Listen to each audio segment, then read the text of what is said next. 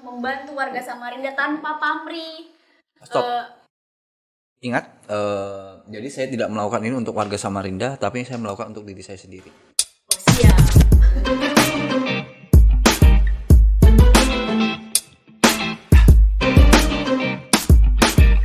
Hai sahabat Inspirasi Samarinda, ketemu lagi dengan Bisi Inspirasi. Kali ini kita akan berbincang-bincang terkait inspirasi, di mana inspirasi ini akan berguna untuk kita semuanya. Untuk kali ini, inspirasinya adalah tentang kesukarelawanan. Kesukarelawanan dalam hal ini adalah terkait memberi tanpa mengharap kembali. Nah, kita tahu bersama bahwa pada bincang-bincang kali ini, relawan adalah seseorang atau sekelompok orang yang berniat melakukan sesuatu dengan panggilan nurani, tanpa mengharapkan imbalan apapun. Baik itu pikiran, tenaga, waktu, harta, energi kepada masyarakat sebagai perwujudan dari tanggung jawab, baik itu mengharapkan pamrih ataupun tidak. Untuk itu, pada sesi pertama di Inspirasi BC kali ini, kita menghadirkan salah satu tokoh sukarelawan muda di Samarinda yang benar-benar sangat fenomenal di sini ya.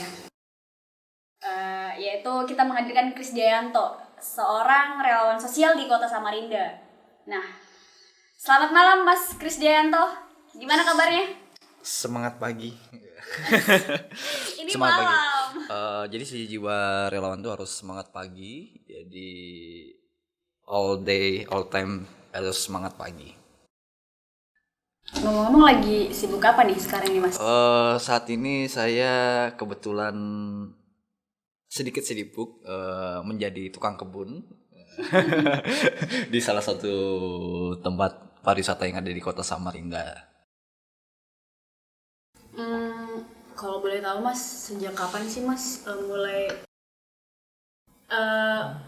mulai berjiwa sosial gitu untuk sukarelawan? Kalau sukarelawan dalam tanda kutip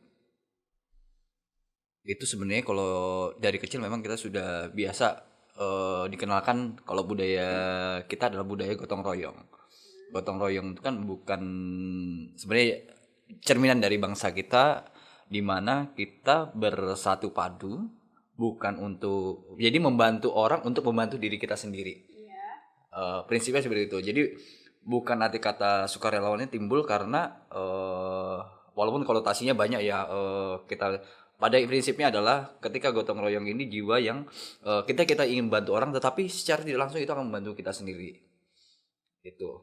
Dan itu sebenarnya sudah ditanamkan mulai kecil sebenarnya. Jadi ketika kapan dimulai sukarelawan ya mulai dari kecil, itu sudah didikan juga dari keluarga. Jadi berarti sudah sejak memang dididik dari kecil. Apa sih yang mendorong untuk dari Mas Krisdayanto ini untuk melakukan hal-hal seperti itu, kayak untuk kita tahu bersama ya kalau banjir juga Mas Kris itu turun. Kalau Penanaman dan lain-lain. Apa sih yang mendorong Mas itu untuk mau melakukan hal-hal demikian? Kalau untuk sebenarnya kalau yang beberapa tahun ini, mungkin 5 tahun terakhir ya, saya teman-teman lihat saya sama teman-teman di GMS SKM atau di Gempar, sebenarnya jujur pertama kali saya merasa malu karena sebagai orang atau anak yang memiliki wilayah bermain yaitu Sungai Karangmumus, dan saya juga salah satu pelaku pengerusakan, pembuang sampah di sungai juga. MCK juga saya pernah juga buang di sungai, dan itu memang hal yang lazim dilakukan oleh orang-orang yang hidup di sekitaran Sungai Karangmumus. Nah, saya mempunyai sebentuk bukan panggilan jiwa sebenarnya. Jadi saya malah berhutang, bentuk permintaan maaf saya sih sebenarnya. Ketika teman-teman memungut sampah, dulu saya ingat membuang sampah ke sungai. Karena apa? Kita dalam pikiran kita orang-orang adalah bagaimana kita mempercepat tempat kita bersih tapi nggak tahu nih kalau yang lain kemana. Jadi kita membuang, yang penting tempat kita bersih, yang tempat lain kotor I don't care ya. Nah seperti itu. Itu mungkin yang sampai sekarang juga kenapa orang-orang masih berpikiran bahwa yang penting tempatku bersih. Kita selalu memindahkan masalah. Nah itu menjadi problematika sampai ketemu dengan teman-teman yang hebat. Ada Pak Misma, ada Bang Yus, ada Pak Ayer, ada Bang Markus dan lain-lain. Mereka juga salah satu sumber inspirasi bagi saya untuk melakukan hal yang lebih. Melakukan hal lebih ya seperti sampai banyak penanaman, sekolah sungai dan segala macam, sampai di beberapa belakang ini memang saya lebih banyak kampanye terkait mitigasi bencananya sendiri. Kan kalau kita tahu bersama, kalau Mas Kris kan kita lihat juga nih, bahkan udah banyak di media juga beberapa akhir terakhir ini, bahwasanya Mas Kris kan selain di lingkungan hidup tapi juga untuk kemanusiaan dan lain-lain. Nah, yang mendorong untuk seperti kebakaran, banjir dan lain-lain itu juga masuk ya, untuk peduli kepada kemanusiaan contohnya. Itu apa sih yang mendorong untuk melakukan itu, selain dari sisi kemanusiaannya gitu, yang memperkuat niat itu untuk selalu ada, atau ada panggilan jiwa untuk melakukan kerelaan sosial? Pada prinsipnya manusia punya ikatan. Jadi kita sebagai makhluk sosial ya, ketika hati kita terketuk untuk membantu saudara-saudara kita di saat kita ke lapangan, tentu itu saya panggilan jiwa pada manusiawi banget ya saya bilang. Dan saya bilang kalau saya tidak kadang apakah ikhlas untuk anunya, saya bilang saya nggak tahu bentuk ikhlas itu seperti apa, karena saya juga mengharap bahwa yang saya lakukan ini tidak sia-sia. Artinya itu salah bentuk harapan saya melakukan pungut sampah supaya masyarakat mengedukasi masyarakat, supaya masyarakat sadar bahwa yang melakukan pembuangan ini adalah salah. Saya masuk ke gorong-gorong untuk membersihkan sampah dan untuk segala macam, bahwa inilah yang terjadi dan saya punya harapan. Dan ini sebenarnya apakah ini dalam bentuk pamrih atau bukan, saya tidak tahu.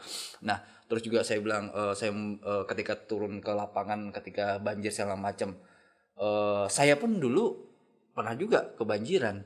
Jadi bagaimana merasakan bagaimana orang yang tidak bisa, dan bagaimana orang-orang yang terisolasi dan dia tidak makan dan segala macam tanpa penerangan. Dan itu kalau bukan kita, ketika kita tahu kadang ya kita turun aja. Dan yang terpenting dalam beberapa kali ini bukan hanya sekedar kita membantu di saat terjadi, tetapi bagaimana mendorong kemandirian masyarakat ataupun orang-orang yang di sekitar kita, agar ayo, ini bukan hanya tugas saya atau tugas teman-teman relawan lainnya. Nah jadi kita lebih pengen bahwa masyarakat harus saling mandiri. Ketika mandiri, maka kita akan mengurangi namanya risiko dari suatu bencana itu sendiri. Itu dibilang salah satu faktor mitigasi bencana yang harus dicanangkan. Oke, mari tas dulu. Ini ada buah nih, disediakan ada jambu, ada apel. Nah kan kadang ada stigma tuh ketika kita melakukan jadi relawan. Ada yang bilang kurang kerjaan dia tuh, atau pencitraan aja, itu hanya ingin dipuji saja. Ada yang salah sangka, kerap kali sangat sering masyarakat untuk melakukan stigma-stigma itu, dan itu salah sangka, dan itu akan memancing salah sangka tersebut. Akibatnya juga akan ada anggapan-anggapan yang tidak benar dari pekerjaan-pekerjaan sebagai relawan itu. Kalau misalnya pada umumnya apakah bentuk pencitraan? Iya, saya lakukan pencitraan. Karena manusia itu harus mempunyai citra. Dia harus mempunyai bentuk dan sikap terhadap jati dirinya sendiri. Manusia harus mengekspresikan sesuatu. Si naga sebagai apa nih? Itu salah satu bentuk citra. Citra itu kan pencitraan dan segala macam. Nah, si naga mau menjadi seorang yang baik atau sesuatu yang buruk, itu adalah bentuk citra. Walaupun bentuknya adalah ada yang dibuat sedemikian rupa, adapun itu mengalir dengan apa adanya. Nah, saya pun bisa melakukan hal-hal yang gini. Ketika kita melakukan sesuatu, lakukan aja, suganya aja. Ketika itu bahagia, lakukan. Ketika itu merasa beban, tinggalkan. Jadi hidup ini sudah terlalu rumit, jangan terlalu dibuat rumit. Jadi just going aja lah. Jadi faktor kesukarelawan itu satu. Karena seperti slogan Gembar. Jadi slogan Gembar itu tahun 2018 saya sama menyiptakan bekerja dengan cinta, bekerja dengan bahagia. Karena Samarinda adalah milik kita bersama. Nah, itu salah satu bentuk slogan bahwa bentuk kerelaan itu jangan sampai menjadi beban. Ketika Anda bisa, ketika Anda mampu, ketika Anda melakukan dengan sukarela dan bahagia, maka lakukanlah. Ketika itu menjadi beban bagi hidup Anda, maka tinggalkan. Nah, dari beberapa masyarakat yang mungkin akan beranggapan nggak benar terkait apa yang kita lakukan, contohnya, walaupun kita tidak memikirkan itu, pernah nggak sih ada orang mengatakan, dia itu hanya melakukan sering proyek aja itu, contohnya di bantaran sungai dalam melakukan beberapa sukarelawan kita, contohnya dari Mas Kris, apakah pernah ada stigma dari masyarakat, itu hanya proyekan aja? Pernah nggak sih mengalami itu, atau pernah nggak ditanyakan oleh masyarakat secara langsung? Sering. Jadi opini yang berkembang kepada di masyarakat terhadap orang-orang yang biasa terjun di hal yang tidak biasa ya. Kalau saya bilang ini hal yang tidak biasa, wah itu paling ada proyekan atau segala macam. Ya tidak salah sih mereka, karena emang sebelum-sebelumnya banyak yang melakukan itu ya kayak gitu. Jadi ya kita cuma bilang waktu aja yang menjawab. Dan kita tidak perlu mengklarifikasi yang terlalu berlebihan juga, karena itu nggak penting. Kan itu kan stigma itu muncul, atau pertanyaan itu muncul dari masyarakat yang mungkin saja karena ada banyak oknum juga yang melakukan hal-hal demikian kan.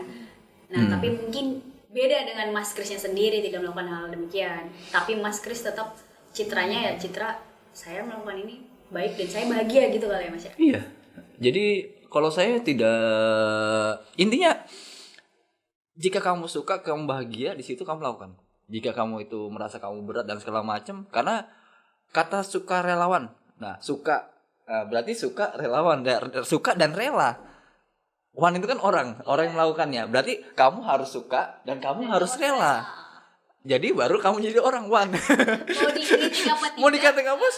Aduh, jadi lakukan aja. Jadi nggak usah terlalu yang ribet-ribet ya. Santai aja. Seperti nikmatnya makan ini ya. Sorry Wan. Kita sambil makan aja.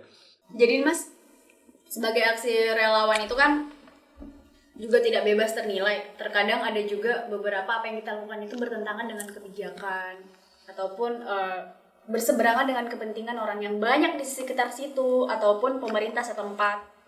Nah, sehingga aksi yang kita lakukan itu sebenarnya banyak sekali resikonya, dan tentu resiko-resiko tersebut juga akan menyebabkan konflik pada orang-orang lain di sekeliling kita juga, mungkin di sekeliling Mas juga ya. Nah, pernah nggak sih Mas temuin begitu resiko-resiko itu, boleh ceritakan nggak Mas? Resiko-resiko itu pernah nggak dialami? Pernah, mau sampai digebuki orang ya pernah. Oh, di mana nih? Tapi tidak perlu di publis, cuma emang ada sampai yang terjadi konflik.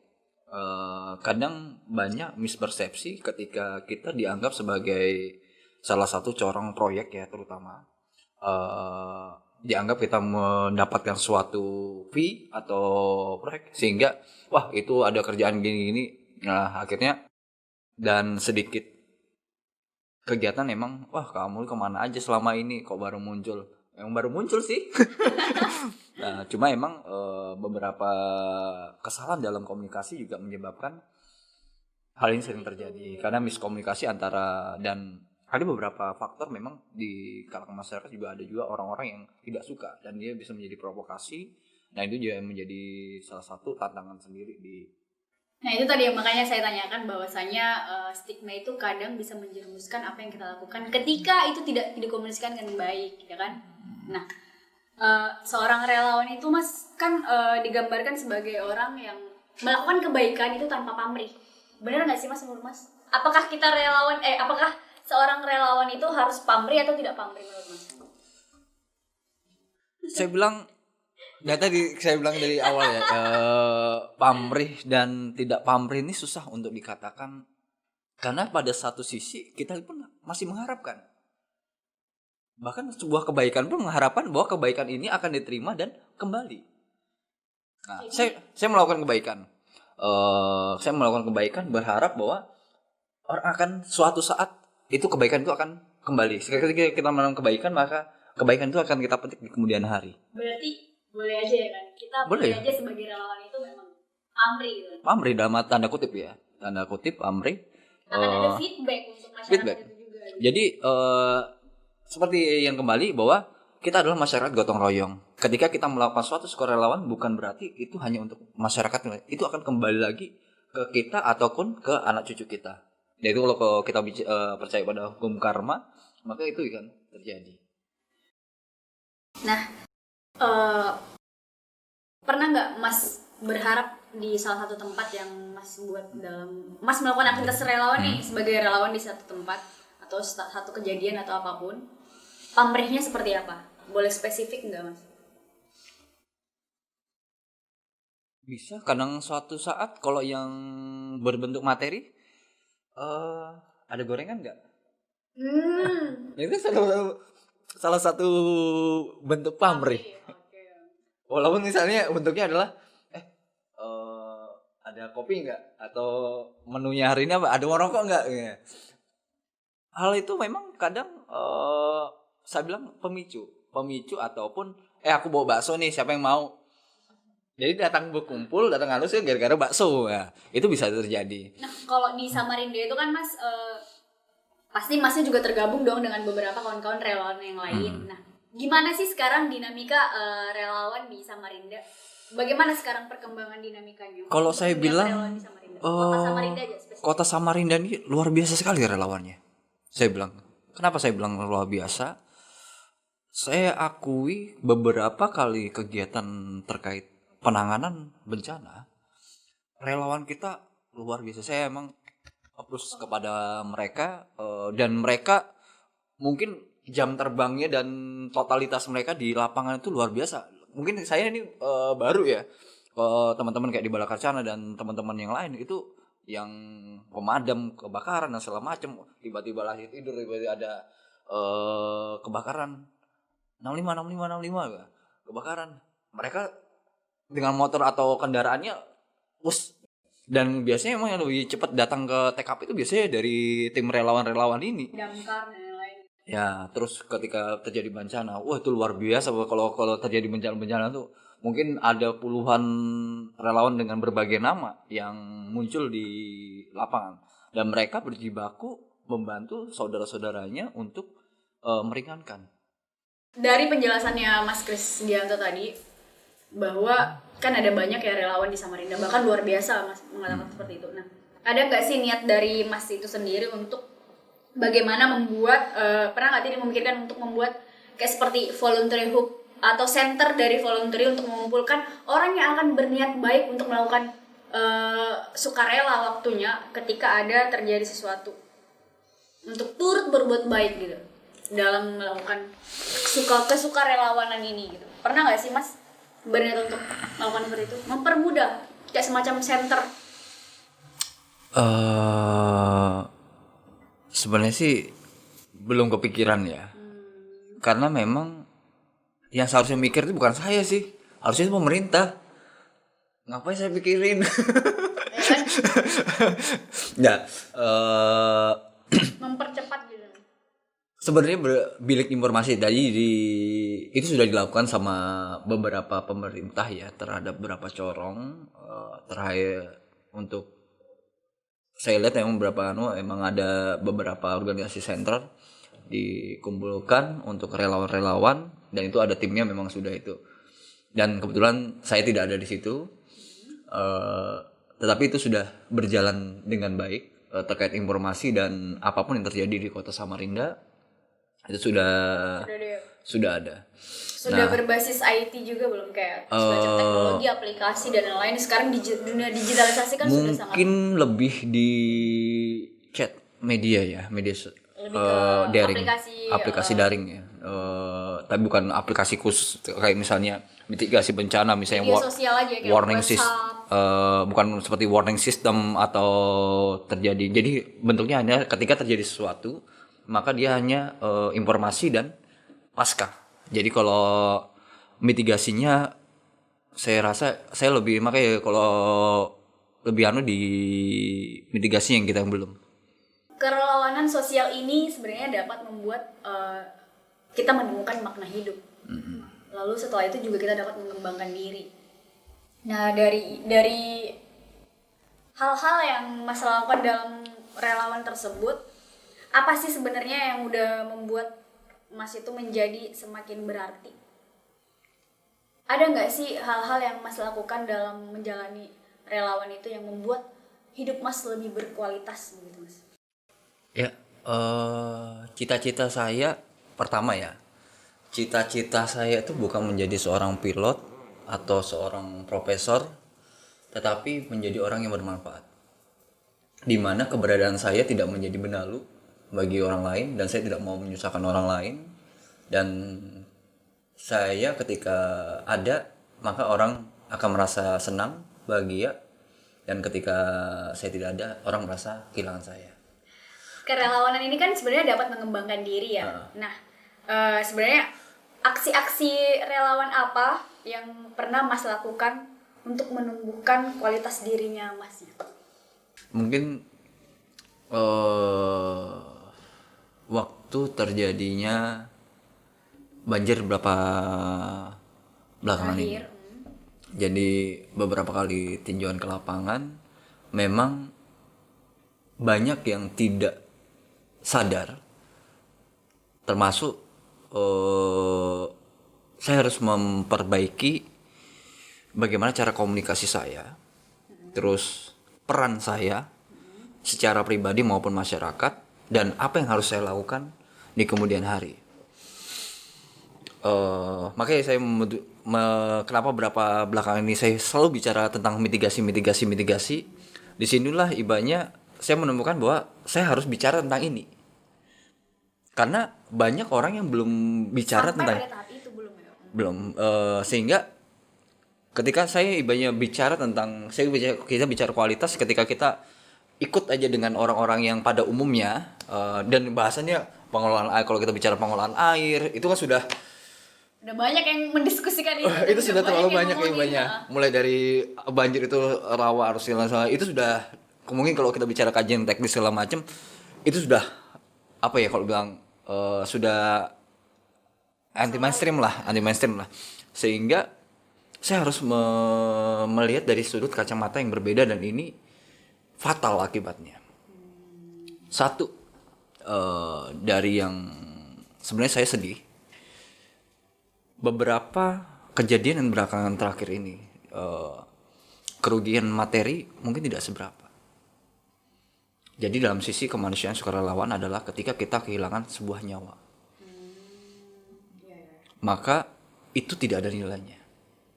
Tidak ada satupun yang bisa membayar kerugian materi dari suatu kebencanaan yang mengakibatkan orang lain meninggal dunia. Dalam kesukarelawan itu kan tentu ada banyak banget beberapa rintangan dalam aktivitas-aktivitas yang kita lakukan, yaitu bertentangan dengan kebijakan tadi pemerintah dan lain-lain, dan resiko itu juga akan sangat kena kepada kehidupan Mas juga ya. Nah, apa sih yang Mas lakukan gitu ketika ada resiko-resiko itu? Apakah Mas tetap melakukan aktivitas dari kerelawanan itu atau meninggalkan atau tidak, Mas? Dengan resiko-resiko melawan dari pemerintah setempat atau apapun itu, atau masyarakat setempat yang tidak sepakat dengan kegiatan tersebut. Jadi gini, ketika kita pernah melakukan itu, jadi kita terpaksa untuk hijrah. Jadi kalau saya prinsipnya, saya lebih baik berkelahi sama pemerintah ketimbang dengan masyarakat. Karena birokrasi itu orangnya akan berubah, sedangkan masyarakat dari zaman ini sama itu ya itu aja orangnya. Jadi lebih condong ke, kalau saya lebih baik kalau bersiteru mendingan kepada pemerintah ketimbang kepada masyarakatnya. Karena merubah masyarakat emang merubah pola. Kalau pemerintah birokrasi 5 tahun atau selama ganti. Nah, dari kesukarelawan tersebut kita ambil lagi, kita tarik lagi ke kehidupannya Mas Krisdianto nih, bahwa berpengaruh nggak ketika itu di keluarga Mas Krisyanto dengan Mas yang sibuk dengan melakukan kerja-kerja sebagai relawan atau beraktivitas sebagai relawan pun tidak setiap hari full, itu berpengaruh nggak sih dalam kehidupan sehari-hari untuk keluarga pribadi dari Mas Kris itu sendiri? Bagi saya keluarga nomor satu. Bagaimana sih mengatur waktunya dan memberikan pengertian pada keluarga bahwa Mas juga akan melakukan kegiatan-kegiatan sosial tersebut gitu? Ya syukurnya beberapa istri saya mendukung kegiatan-kegiatan saya, dan selama itu positif dan saya masih ingat rumah, masih ingat pulang, dan tentu kewajiban saya sebagai tulang punggung keluarga untuk mengepulkan asap dapur harus terpenuhi juga. Nah, berarti itu menjadi yang pertama, poin yang pertama sebelum melakukan aktivitas dari relawan, kesukarelawan tersebut. Karena juga jangan sampai ketika ada opini berkembang, ketika kita fokus di suatu lembaga, kita dianggap mengambil dari hanya di situ saja. Ini kan bisa menjadi tanda kutip. Sehingga kenapa saya menjadi seorang tukang kebun? Kenapa Nah, Mas? supaya apa? Supaya tidak, ternyata dia punya kerjaan sebagai tukang kebun. Tapi bukan sebagai kedok aja kan?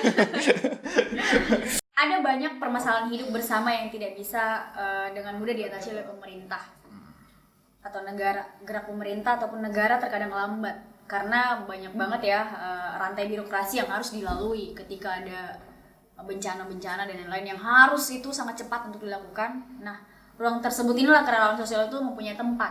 Ya nggak, ketika pemerintah itu lama datang, maka relawan lah di situ waktunya untuk hadir. Nah, untuk semua itu mempunyai memelihara niat yang baik.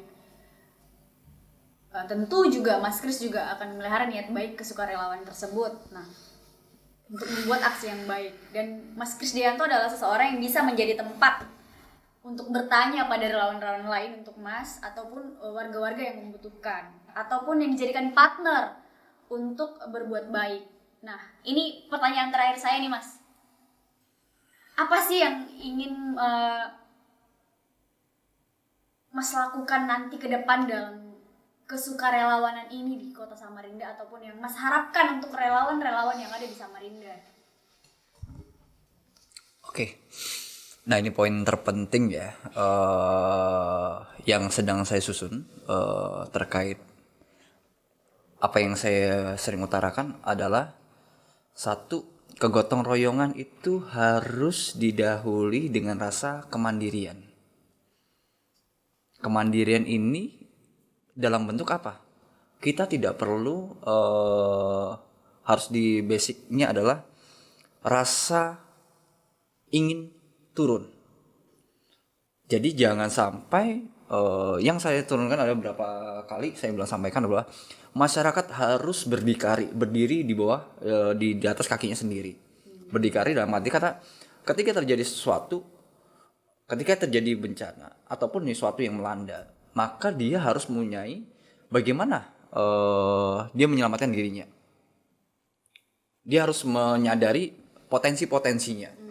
Jadi yang menyadari potensi itu bukan hanya pemerintah, karena yang mengalami dampaknya secara langsung adalah masyarakat. Jadi misalnya ini area ketika listrik ke tengah air, maka itu akan menjadi konsleting dan bisa menyebabkan kesetrum. Nah, masyarakat jadi sudah harus tahu bahwa ketika banjir di tempatnya dia harus tinggal melapor PLN tolong segala macam. Dia sudah aktif. Ya. Jadi aktif itu bukan hanya di pemerintah. Jadi kelambatan itu kadang bilang, ini karena lambat pemerintah. Nah, sama misalnya terjadi kebakaran. Kalau kebakaran misalnya, kalau nunggu pemadam aja lambat. Bisa kebaran dulu, harus dulu ya. Sedangkan kita kan harus bisa ibanya di rumah, misalnya kita punya alat-alat pemadam. Apar ringan atau kita punya rendaman cucian yang bisa langsung digunakan untuk. Nah, ini salah satu mitigasi yang dipersiapkan di skala kecil. Nah, ini kemandirian misalnya terjadi bencana banjir, kita harus punya perahu evakuasi masing-masing rumah, dan misalnya kita area itu adalah potensi genangan, maka kita harus menyiapkan ruang-ruang untuk zona aman. Terus safety dan itu harus di masyarakatnya sendiri juga harus. Jadi bukan hanya masyarakat yang kenapa? nyawamu bukan ditanggung pemerintah. Nyawamu ditanggung dirimu sendiri. Relawan atau pemerintah itu hanya ibaratnya sifatnya adalah ketika esensial terjadi sesuatu, dan yang paling dekat ketika ada sesuatu, dan ketika terjadi sesuatu ini perlu tempo waktu karena perjalanan, halangan dan segala macam, tidak bim salah bim, ada jeda di situ. Nah, di dalam jeda ini ada namanya pasti ada terjadi sesuatu. Nah, untuk menjadi sesuatu maka di orang ini harus memiliki basic itu sendiri. Bagaimana dia paham terkait masalah pertolongan pertama, ataupun misalnya apapun yang harus dilakukan ketika terjadi sesuatu insiden ataupun bencana, apakah dia melapor atau segala macam, dan dia harus paham. Nah, ini kalau yang langkah selanjutnya adalah saya mendorong untuk masalah mitigasi anak-anak kita, harus paham. Nah, seperti di Jepang, ketika terjadi gempa, maka di sana sudah diajarkan. Ketika terjadi gempa kamu harus ke sini. Ketika terjadi ini kamu harus sini. Ketika ada ini kamu harus gini. Apa yang kamu lakukan secara sistem. Nah, yang saat ini yang terjadi adalah yang mungkin agak bagus ya corona ini ya. Jadi anak-anak diajarkan untuk cuci tangan dengan yang baik. Menjaga kebersihan lah. Jadi selama puluhan tahun dengan corona ini kita baru diajari bagaimana cara mencuci tangan yang baik. Nah, ini salah satu ada budaya baru. Ada budaya baru ya. Bukan budaya baru sih. Habit, kebiasaan baru. Nah, ini ada kebiasaan yang sebenarnya bisa ditularkan dan diterapkan terhadap sebenarnya yang paling bisa, kalau saya untuk yang tua-tua mungkin biarkanlah ya. Tapi kita lebih fokus kepada bagaimana generasi yang muda. Jadi kemungkinan ya seperti yang bilang, apa yang akan lakukan, saya akan mengajarkan kepada generasi yang muda bagaimana kesiapan mereka untuk menghadapi masa depan. Lebih ke mitigasi lah intinya. Iya. Tiba saatnya kita di penghujung bincang-bincang kali ini, dan saya ucapkan juga kepada Mas Krisdianto terima kasih atas kehadirannya di misi inspirasi kita kali ini, atas semua kebaikannya terhadap warga Samarinda yang sudah melakukan kerelaan waktunya untuk membantu warga Samarinda tanpa pamrih. Stop. Ingat, jadi saya tidak melakukan ini untuk warga Samarinda, tapi saya melakukan untuk diri saya sendiri. Oh, siap. Nah, sehat selalu dan terus berbuat untuk diri sendiri, baik ataupun Kartu Samarinda. Sahabat inspirasi, sampai di sini perbincangan kita. Sampai jumpa.